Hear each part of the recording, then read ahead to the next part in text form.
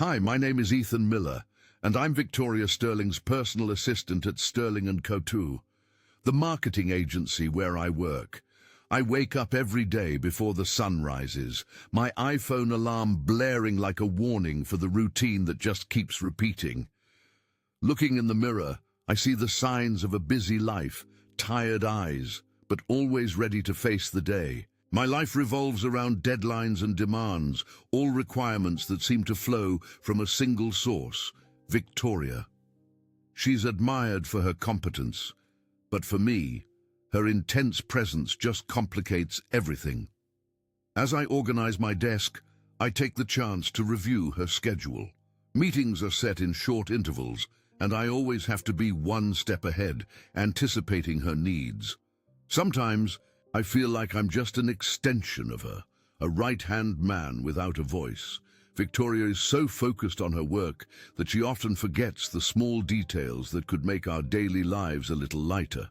She gives orders impersonally, without a word of thanks.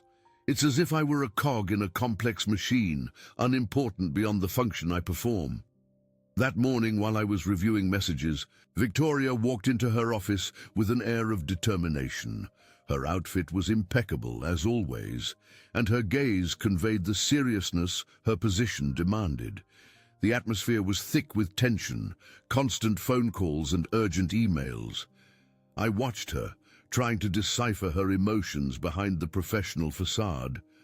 The feeling that my life was about to change was palpable, especially when she mentioned the business trip to the Biltmore Santa Barbara.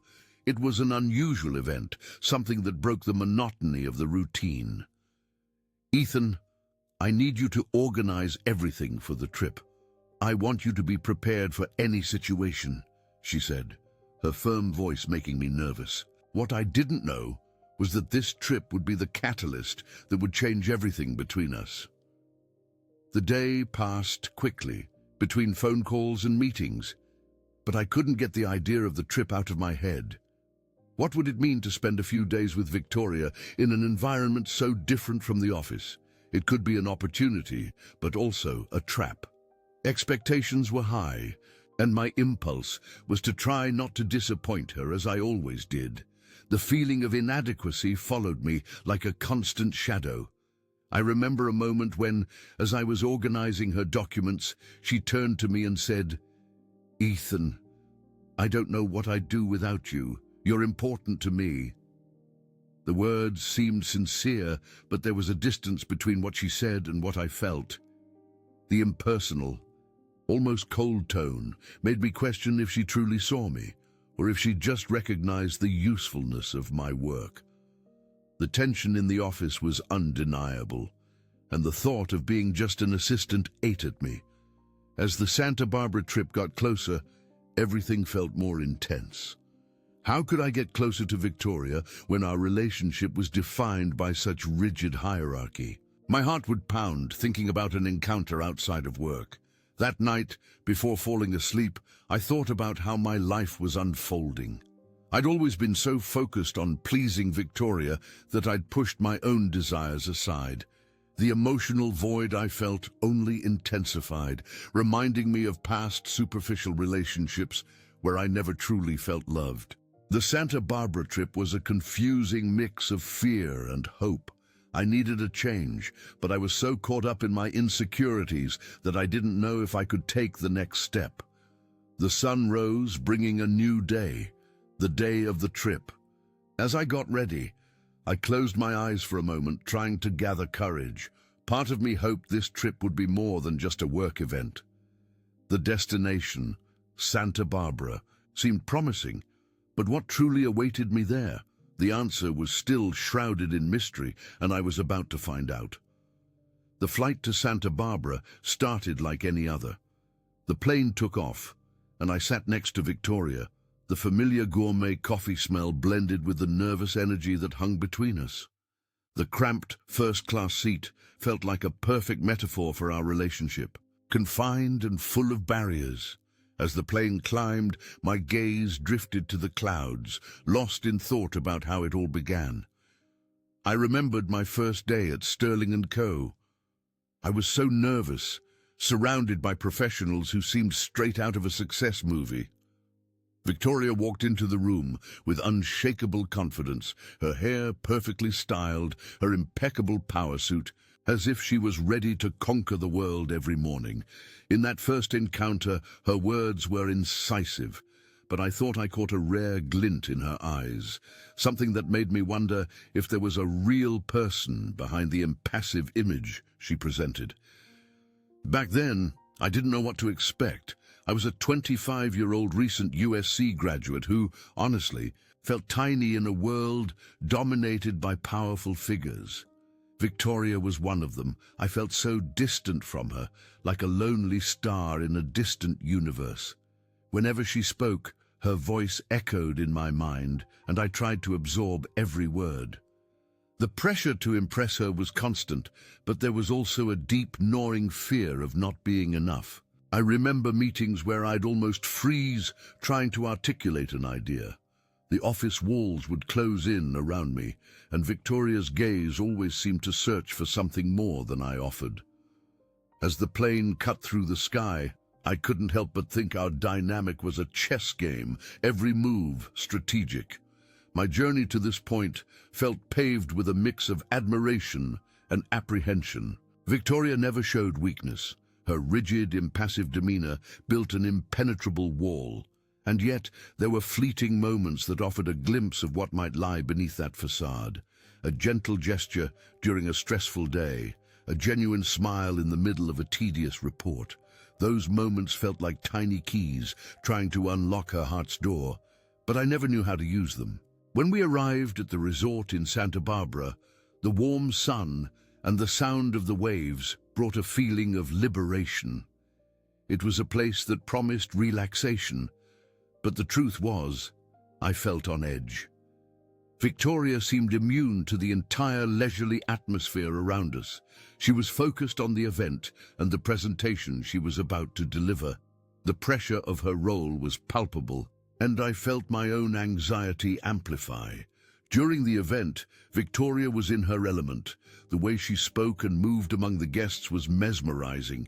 It was as if she were on a stage, and all of us, mere audience members, were there to admire her performance. Yet, amidst that performance, I noticed a detail. She would distance herself.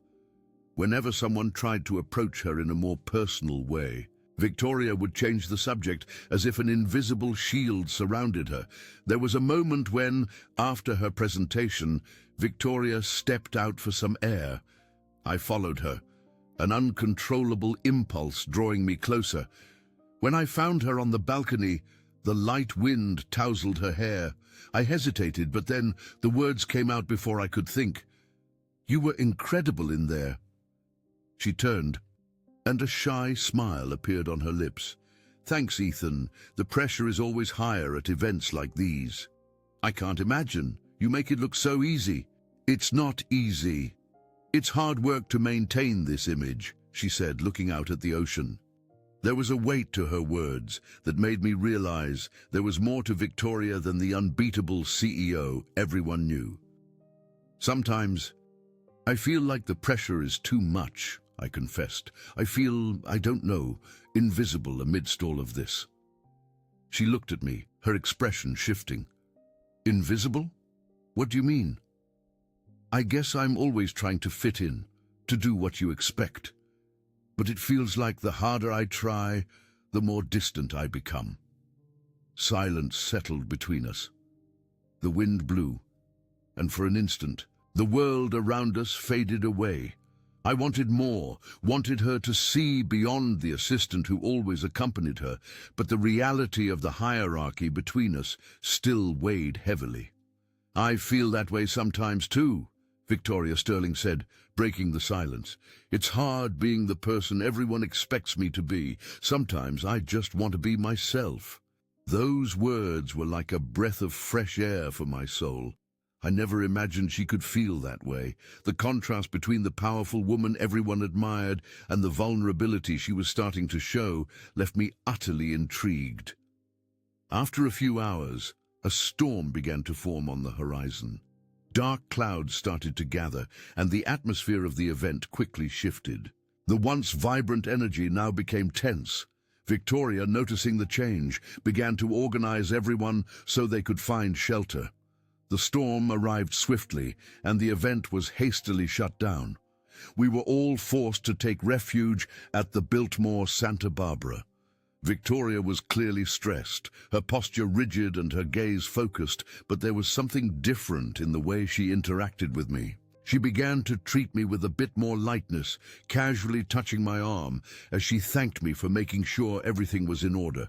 However, as the storm roared outside, I couldn't ignore the expectation building inside me. Being there, next to Victoria, in an isolated environment, felt promising. What would happen when the formal walls of Sterling & Co. no longer surrounded us? The challenge of discovering who we were to each other seemed imminent, and I was about to let myself be carried away by this new reality. The storm outside raged furiously, but inside the hotel there was a strange calm. The sound of rain beating against the windows seemed distant, almost like an echo of a world that didn't belong to us. Victoria was sitting at the small table on the balcony, looking out at the turbulent sea, while I watched her from afar, trying to understand what was happening between us. The environment around us, normally so impersonal, now seemed full of possibilities. "Do you mind if I join you?" I asked, hesitant. She nodded, and I approached, sitting in the opposite chair. The air was charged with tension, but also with an anticipation that made my heart quicken. "It's funny how things change when we're out of our usual environment, isn't it?" Victoria said, breaking the silence. There was a sparkle in her eyes I rarely saw at the office. "I feel like I can be a little more true here." "Yeah, I feel that too," I replied, trying to be honest. "Sometimes it feels like our lives are just a presentation and we forget who we really are." She looked at me, and our gazes met with an intensity that almost made me lose my breath. "Have you ever seen me as I really am?" she asked, almost whispering. I'd like to believe that. But at the same time, you always seem so distant, so untouchable," I confessed, the words slipping out before I could really think. Victoria leaned back in her chair, and her expression softened, becoming more vulnerable. "It's hard for me to let people get close. I built this wall to protect myself. I believe showing weakness is a sign that I'm not good enough." "But you're incredible, Victoria. We all have insecurities. I struggle with mine every day." The sincerity in my own words surprised me, and I realized I was more willing to open up than I ever thought I'd be. The conversation flowed naturally, and as the hours passed, we began to share our fears and anxieties. I spoke about my struggle to be recognized in an environment dominated by big names in LA marketing, and how I always felt invisible. Victoria, in turn, revealed a more personal side. Her experiences with failed relationships, how the pressure to be perfect made her feel so isolated. "Sometimes I miss someone who truly sees me, not just as the CEO," she said, her eyes shining with intense emotion. "Someone who doesn't care about my position, but connects with me as a person." In that moment, something within me shifted. The barrier that had always existed between us seemed to dissolve. The weight of formality was fading, and I allowed myself to dream of the idea that perhaps we could be more than just colleagues. "You know, I really admire you," I said, and it made Victoria smile faintly. "Sometimes I wonder what it would be like if we could get to know each other outside of this dynamic." She hesitated for a moment, and the silence that followed was heavy but charged with electricity. What I was about to say could change everything between us. What if we tried it? Just for a moment, forget the expectations and allow ourselves to simply be ourselves. Victoria looked at me, her eyes reflecting a mix of surprise and curiosity. "Ethan, this is risky. What if it doesn't work out? What if we end up getting hurt?" Taking risks is part of life. Sometimes what we fear most can bring us the greatest rewards. With a hesitant gesture, I reached out and touched her hand. The electric contact made my heart race even faster. Victoria looked down at our joined hands, and on an impulse she leaned forward. Time seemed to slow as our faces drew closer, and in an instant, everything became possible. The kiss that sealed that moment was soft, yet charged with an intensity I had never felt before.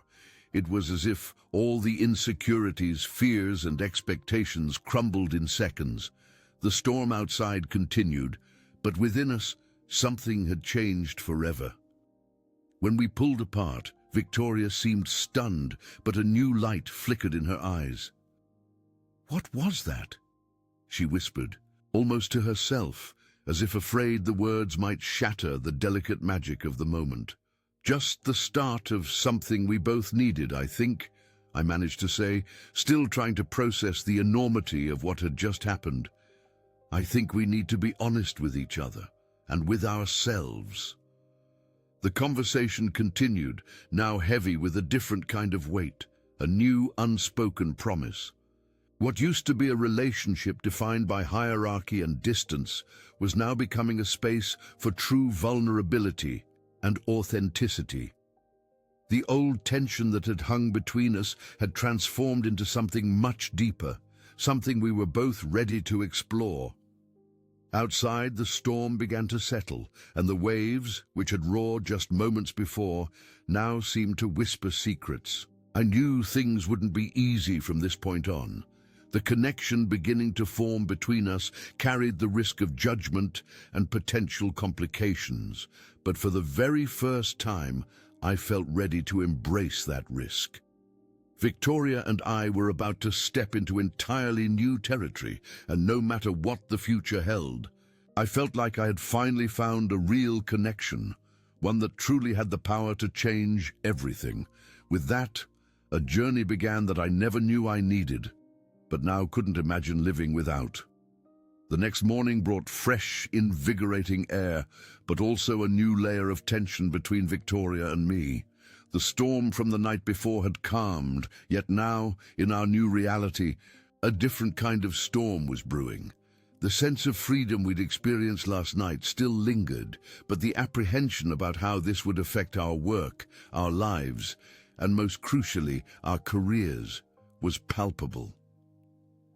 As we had breakfast together on the hotel balcony at the Biltmore Santa Barbara, the sun shone brightly over the calm sea. Victoria seemed distant, her gaze lost somewhere in the waves. I felt a familiar weight pressing in my chest, battling the certainty that what had happened between us last night couldn't simply be brushed aside. "Victoria, about yesterday," I began, but she cut me off. "Ethan, I don't know how this is going to work. We're boss and employee, and now on top of that we're, well, falling in love." Her voice was thick with pure uncertainty. "But what if this is exactly what we both need? I can't just ignore what happened between us," I replied, trying to sound resolute. "I've never felt this connected to anyone before." She took a deep breath, her eyes still fixed on the ocean. "I feel it too, but what does that mean for us? And what will people think? This could ruin our careers. We need to be honest with each other, but also with our emotions. We can't let fear paralyze us. If we are true, we can find a way to deal with this." My voice sounded more confident than I actually felt. I knew there were risks, but something inside me believed we were ready to face them. She looked at me, and I saw an internal struggle reflected in her gaze. Victoria had always been the woman everyone admired. Her professionalism was beyond question. I, on the other hand, had always been in the background, observing. To me, she was the driving force of Sterling and Co. But now she was also the woman I truly yearned to know. "Ethan, I can't make promises. I want to see where this goes, but I can't let it affect our professional lives," Victoria said, finally breaking the silence. "I understand. We can take this slow. No one needs to know for now. Just you and me," I suggested, trying to show I was willing to respect her boundaries. After breakfast, Victoria left to prepare for the event presentation later that day. I watched her, admiring her determination, but feeling a little out of place. The weight of the hierarchy still hung over us, and even though we'd shared something so intimate, the corporate world's reality was reminding us exactly who we were. During the event, Victoria was in her element. She was the center of attention, as always, but I watched her from a new perspective. Every word that came out of her mouth seemed charged with a confidence I now knew was hiding insecurities. The sparkle in her eyes as she spoke publicly inspired me, yet with every smile she directed at others, my heart ached. When her presentation ended, I applauded along with the rest of the audience, but the joy in my heart was mixed with anxiety. I wanted to congratulate her, but I was acutely aware that any casual interaction could raise suspicion. After the event, we found a moment to talk privately. "You were incredible up there," I praised her. "People really connected with what you said." "Thank you, Ethan. I was nervous, but your words helped calm me," she said, a shy smile touching her lips. But soon, the mask of professionalism resettled. "We need to be careful. We can't let people realize what's happening between us." The growing tension between us felt like a thin thread, ready to snap at any moment. Throughout the following week, we tried to be cautious, keeping our relationship a secret. Our interactions were marked by discreet smiles and meaningful glances, but at the same time, there was a heavy weight of worry. The feeling that everyone was watching followed us like a shadow. The truth was, Victoria was right. The corporate world was relentless and full of judgment. I started to notice curious glances from some colleagues, which sparked anxiety in my chest. One day, while I was organizing documents in her office, Mark Jenkins walked in and made a joke. "You and the boss are getting along well, huh, Ethan?" The phrase hit me like an arrow and I froze, my heart pounding. "Of course, just work. That's what you see, right?" I replied, trying to maintain my composure. Victoria looked at me, and her gaze told me we were on dangerous ground. That night, as we talked about the day, Victoria seemed more tense. "Ethan, we can't keep doing this. I feel like we're putting ourselves at risk. What if someone finds out?" "We can control this. We just need to be discreet. What we have is special, and I don't want to give up on it," I insisted.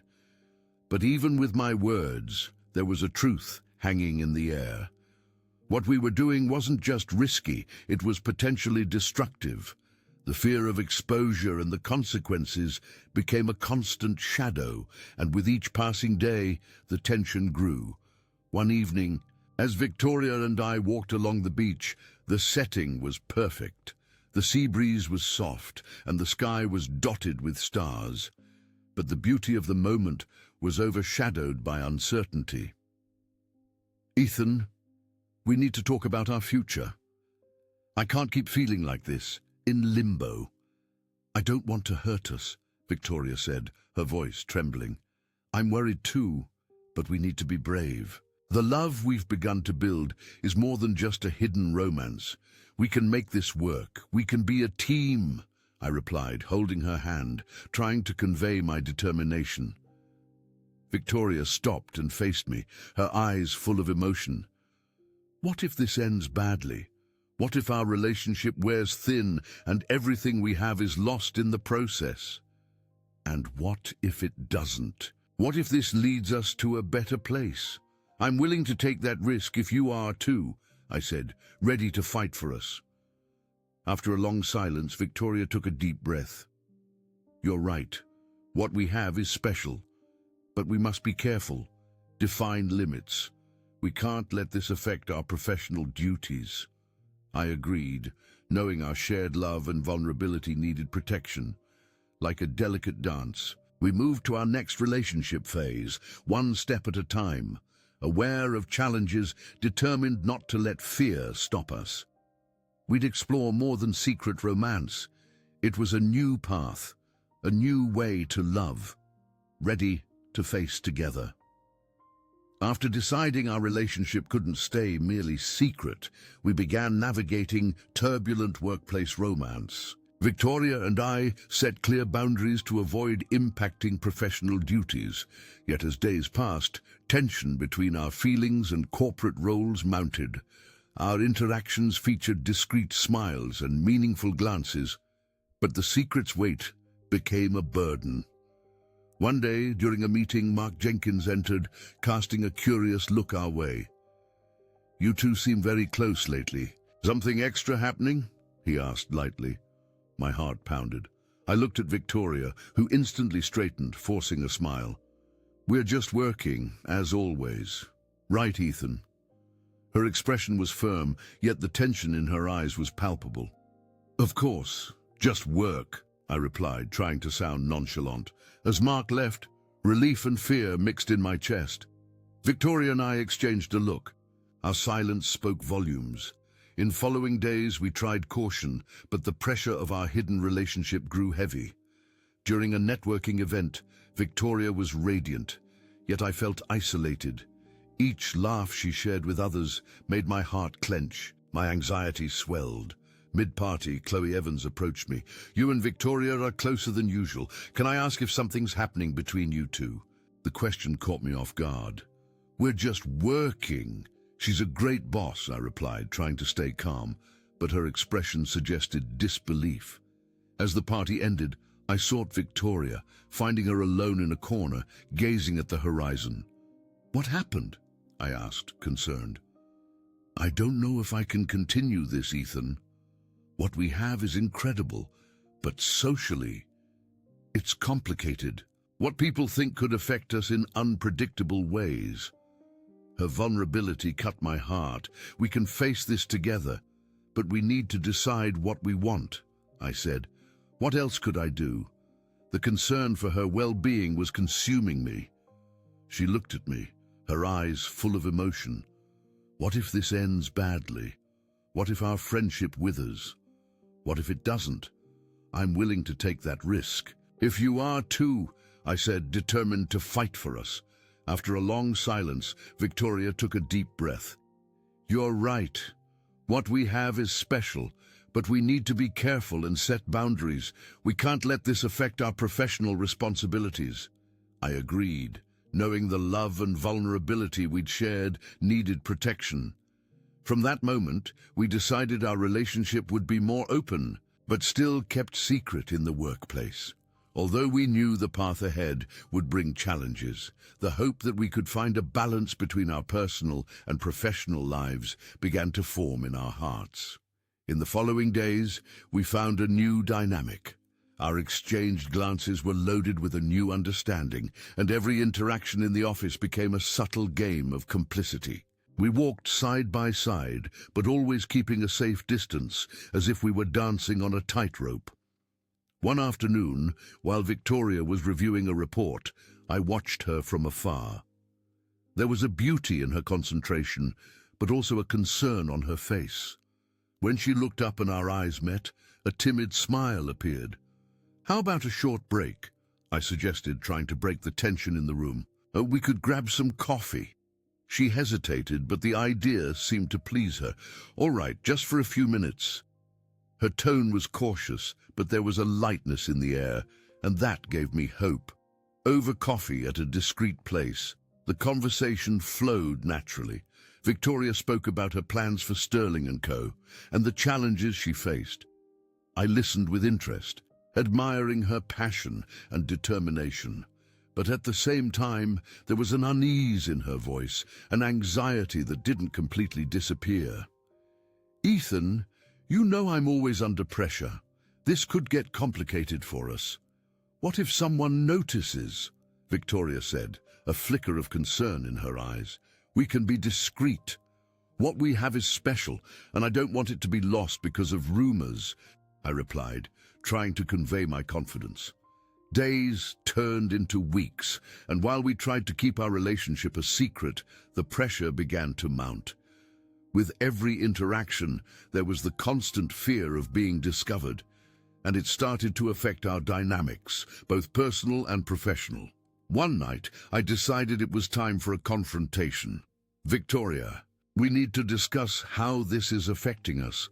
I can't keep going on with this uncertainty, I said, feeling the urgency in my words. She took a deep breath, looking completely overwhelmed. I know, but I don't want this to become a problem. You're important to me, but the workplace is complicated.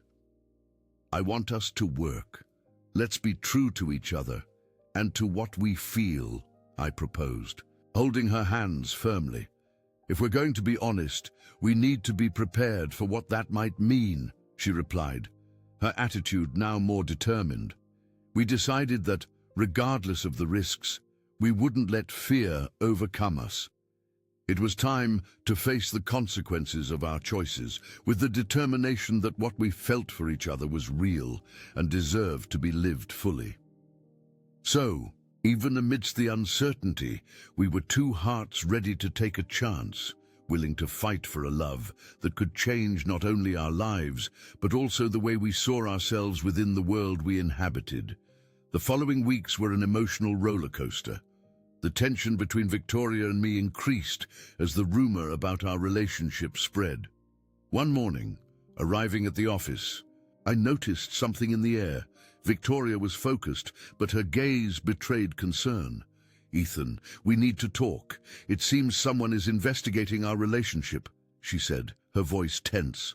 Seriously, what do you mean by investigating? I asked, my heart quickening. An anonymous source made a complaint about us. If this gets out, it could ruin our careers, Victoria explained, the pressure evident in her eyes. Now, what do we do? The uncertainty consumed me.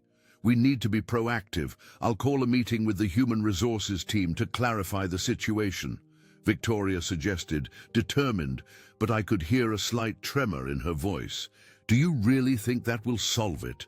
What if the situation gets worse? I questioned, my concern growing. It's all we can do right now. We need to act before this spreads, Victoria replied, resolute. That afternoon, Victoria called the meeting with HR. I accompanied her, nervous, as we entered the room. The team members were seated at the table, and the atmosphere was formal and heavy. Thank you for meeting with me, Victoria began. I've received information that rumors about a relationship between Ethan and me are circulating. I want to clarify that there is nothing inappropriate happening between us. Our relationship is strictly professional. The HR representative's gazes were inquisitive, and the silence in the room seemed deafening. One employee, Sarah, finally spoke. Victoria, we know you're an exceptional employee, but it's important that we maintain workplace ethics. I understand, and that's exactly why I'm here. I'm aware of the rumors and will take the necessary steps to ensure this doesn't affect our work environment, Victoria replied, her posture firm. But I could see that her confidence was shaken. After the meeting, our tension was palpable. I don't know if this works, I worried. What if they don't believe us? We must trust truth prevails. We can't let rumors defeat us, Victoria replied, her eyes showing insecurity. That night, we met at the Daily Grind in Los Feliz, far from co-workers. The cozy spot let us set aside office worries. If things worsen, what then? I asked. I don't know, but I won't let this separate us. I'll fight. We need to be more careful. Strategic, Victoria stated, her firm voice offering fragile hope. Days followed, maintaining a normal front. Victoria focused harder. I supported her. Office tension remained high. The rumor hadn't vanished. Co-workers' gazes grew investigative. One morning, in Victoria's executive office, she got a text. Her face paled, reading it. I instantly knew something was wrong. Ethan, see this. Aubrey, she said, passing her phone. It was an anonymous message. Our relationship wasn't purely professional, and people watched us. Anguish washed over me. This can't continue. We must act before it escalates, I said, pressure mounting. I agree, but what then? If forced to disclose, it risks both our careers, Victoria responded, worry in her gaze. We must be transparent with our team. It's the only way to end this, I suggested. Next day, Victoria called another team meeting. Entering the conference room, tension was thick. Victoria paused, meeting each gaze. I'll be honest, rumors are circulating about a relationship between Ethan and me. While we share a personal connection, it absolutely does not impact our work. Murmurs rippled, heads nodded. The atmosphere was fraught, but Victoria's courage garnered support. The meeting ended with colleagues offering support, yet uncertainty hung heavy. We must be ready for whatever comes, Victoria said, leaving. We're in this together. Nothing will tear us apart, I replied, squeezing her hand, determined to face consequences side by side. We'd fight for our love, defying corporate conventions and all upcoming challenges. After the meeting where Victoria announced our relationship, a new chapter began for both of us. The tension in the office was still palpable, but somehow the act of being openly a couple brought a sense of relief.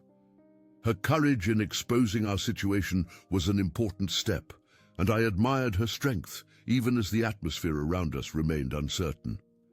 In the following days, we tried to resume normalcy, but the work environment felt different. Conversations about us still circulated, and some colleagues looked at us with curiosity. The pressure of living in a space where we were the center of attention was a challenge. Victoria was determined to handle it with grace. We need to show that we are a strong team and that our relationship won't interfere with our work, she said, firm in her conviction. One afternoon, as we reviewed reports in her executive office, Victoria turned to me, her gaze serious. Ethan, we need to establish some rules for ourselves. We can't let the rumors affect us. This isn't just about us, but about the team too. I agree, we need to communicate that our priority is work and the team, I replied, feeling the urgency in her voice. We developed a plan to keep our interactions professional in the workspace and defined private moments outside the office where we could just be ourselves, away from the watchful eyes of others. The idea was to maintain a clear line between personal and professional without letting external challenges bring us down.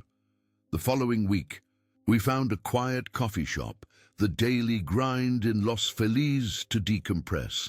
There, with the aroma of fresh coffee and a welcoming atmosphere, the pressure of the corporate world seemed distant.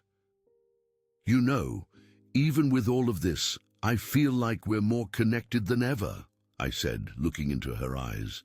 I feel that too, Victoria responded, a soft smile forming on her face. This has forced us to be more open, more honest, and above all, we are here for each other. The connection between us was undeniable.